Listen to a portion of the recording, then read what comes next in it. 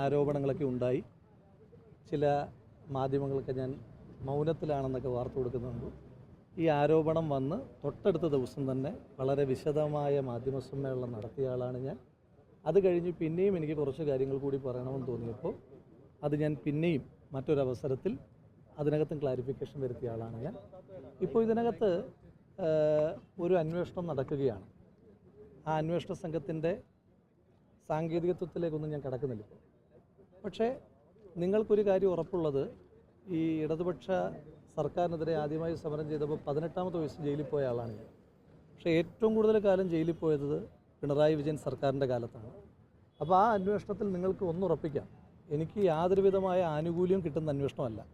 മാത്രമല്ല, എനിക്കെതിരായി എന്തെങ്കിലും ഉണ്ടെങ്കിൽ എന്നെ കൊന്നു തിന്നാൻ നിൽക്കുന്ന ഒരു സർക്കാരിന് ഏറ്റവും വിശ്വാസമുള്ള അന്വേഷണ ഏജൻസിയാണ്.